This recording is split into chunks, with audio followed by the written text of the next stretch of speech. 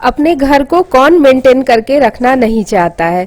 हम सभी चाहते हैं कि हमारा घर वेलकमिंग हो, चाहे आप होम मेकर हो या फिर वर्किंग। लेकिन कभी कभी हम अपने घर की जरूरतों में इतने इन्वॉल्व हो जाते हैं कि घर पीछे छूट जाता है। लेकिन हम अगर एक प्रॉपर शेड्यूल बनाएं और फुल डेडिकेशन और डिसिप्लिन के साथ फॉलो करें तो ये पॉसिबल हो जाता है। Hello everyone and welcome back to channel.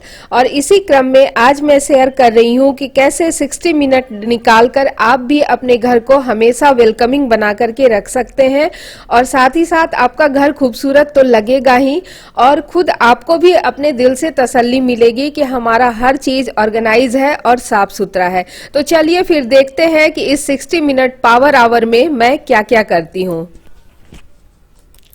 इस क्रम में मैं शुरुआत कर रही हूँ अपने बेडरूम से। सभी छोटी मोटी चीजों को यहाँ से हटाने के बाद जो भी छोटी मोटी चीजें इधर उधर रखी हुई हैं उन्हें मैं उनके जगह पर अरेंज कर लूंगी। उसके बाद फिर डस्टिंग कर लूंगी अच्छे से, ताकि जो भी धूल वगैरह आसपास के एरिया पे जमा हो गई है वो क्लीन हो जाए और दोबारा मुझे दिन भर के लिए इसे क्लीन करने की जरूरत ना पड़े। जो भी छोटी मोटी चीजें जैसे चश्मा है, ईयरफोन वगैरह है, इधर उधर पड़े रहते हैं तो उन्हें उनके जगह पर रख देती हूँ और साथ के साथ जो भी आसपास का एरिया है उसे क्लीन करती चली जाती हूँ। तो इस तरह से क्लीनिंग का एक काम जो है वो आपका साथ के साथ निपटता चला जाता है और फ्रेश चादर बिछाने के साथ ही जो बेडरूम का लुक है वो अपने आप ही चेंज हो जाता है। तो इस तरह से चादर बिछाने के बाद मैंने सब पिलो वगैरह को अरेंज कर दिया है और अब आप देख सकते हैं कि सारे एरिया को अच्छे से डस्टिंग कर लेने के बाद बेडरूम जो है वो पूरी तरीके से क्लीन हो गया है और यहाँ का काम मेरा खत्म हो गया, जो कि मुश्किल से 5 या 7 मिनट का था। बेडरूम को क्लीन करने के बाद बारी आती है लिविंग रूम की, जहाँ पे हमारा सबसे ज्यादा समय बीतता है और साथ ही साथ आने जाने वाले भी सबसे पहले इसी रूम में आते हैं। तो चलिए फिर इसे भी क्लीन कर लेते हैं। आज मुझे ये सोफा कवर वगैरह बदलना है, चेंज करना है, साथ ही साथ कुशन कवर्स को भी चेंज करना है। तो मैं इन सबको एक एक करके पहले निकाल लूंगी, उसके बाद फिर मैं इस पे फ्रेश सोफा कवर वगैरह डाल दूंगी। जो भी आपका पावर आवर है, जिस समय आप सबसे ज्यादा एनर्जेटिक फील करते हो उस समय पे आप कोशिश करें कि अपना सबसे ज्यादा काम वो उस टाइम पे कर लें। और साथ के साथ मैं यहाँ पे एक चीज और कहूंगी कि अपने काम को उतना ही फैलाएं जितना कि आप उसे कर सकते हैं।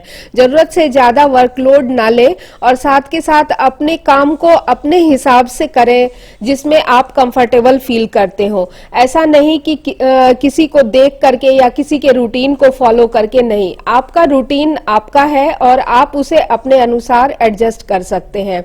और जिस टाइम भी आपको लगे कि इस टाइम आपका साफ सफाई का मन है, आप उसी टाइम पे सफाई कर सकते हैं और अपने घर को अरेंज कर सकते हैं।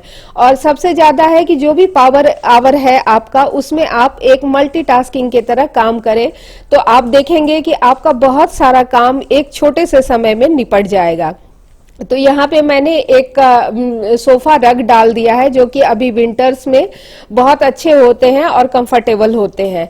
तो सोफा रग्स डालने के बाद मैं अब उधर साइड वाले सोफे पर भी रग्स वगैरह को डाल दूंगी और रग्स को डालने के साथ ही आप देख सकते हैं एक क्लीन सा लुक आ गया है। सोफे पर रग्स वगैरह डाल लेने के बाद अब बारी आती है सेंटर टेबल की। तो सेंटर टेबल पे हम लोग कभी कभी बहुत सारे डेकोरेटिव आइटम्स भर करके रख देते हैं, तो वो हमें नहीं करना चाहिए। हमें उतनी ही चीजें सेंटर टेबल पे रखना चाहिए जिससे कि वो फंक्शनल रहे।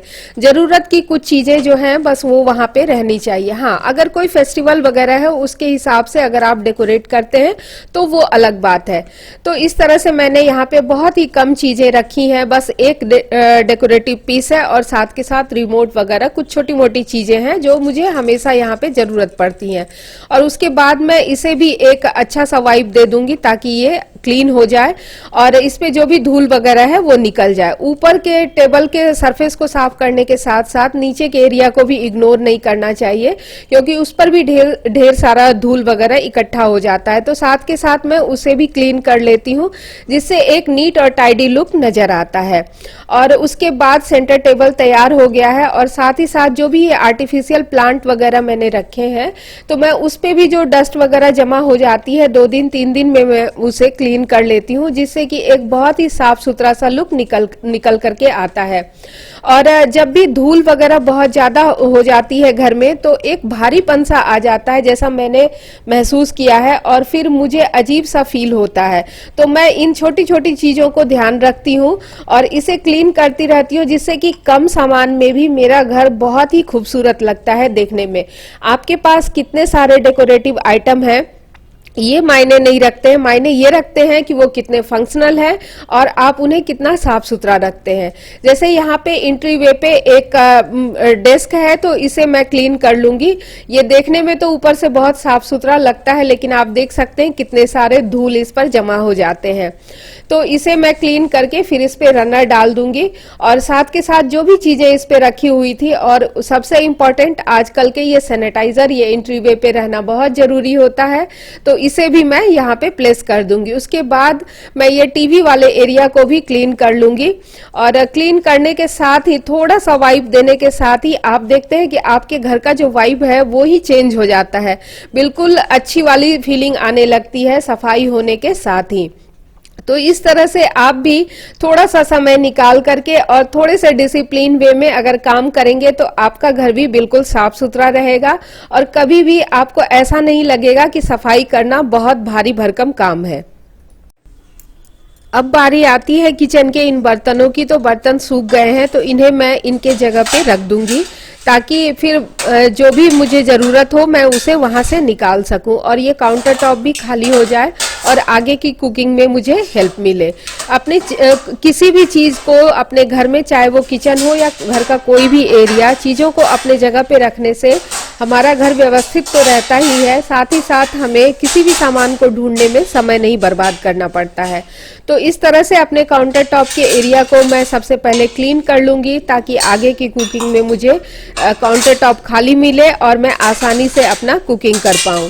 और साथ के साथ इससे फैमिली मेंबर्स को भी आसानी होती है, उन्हें पता होता है कि कौन सा चीज कहाँ पे है। और काउंटर टॉप को मैंने अच्छे से क्लीन कर लिया है, और फिर साथ के साथ जो भी छोटी मोटी चीजें क्लीनिंग के लिए मुझे दिखती जा रही हैं, मैं उसे साथ में क्लीन करती जा रही हूँ। हम सबका काम करने का लगभग एक ही तरीका होता है, बस टाइमिंग अलग अलग होती है। जिसको जो टाइम सूट करता है वो उस टाइम पे अपने हिसाब से काम कर लेता है। बस जरूरत होती है थोड़े से डिसिप्लिन की। हाँ, अगर हम इस चीज को सिर्फ ये समझ के ना करें कि बस आज किया है और कल नहीं करना है, लेकिन इस चीज में हमें एक डिसिप्लिन और डेडिकेशन लाना बहुत जरूरी होता है। और साथ ही साथ मल्टीटास्कर बने, जैसे कि यहाँ पे मेरे लंच की तैयारी भी शुरू हो गई है और साथ ही साथ क्लीनिंग भी हो रही है। और जो भी फ्रेश वेजिटेबल्स वगैरह आए हैं उन्हें मैं धो करके मैंने रख दिया है, और सूखने के बाद फिर मैं इन्हें भी इनके जगह पर रख दूंगी। तो ये कुछ छोटे छोटे टिप्स हैं जिन्हें मैं फॉलो करती हूँ, और इन्हें फॉलो करके मैं अपने पूरे दिन के रूटीन को प्रोडक्टिव रखती हूँ। और साथ ही साथ आपको भी उम्मीद करती हूँ कि मेरे इस वीडियो से थोड़ा बहुत हेल्प मिला होगा। वीडियो अगर पसंद आए तो इसे लाइक करें, शेयर करें, और साथ ही साथ मेरे चैनल को सब्सक्राइब भी करें।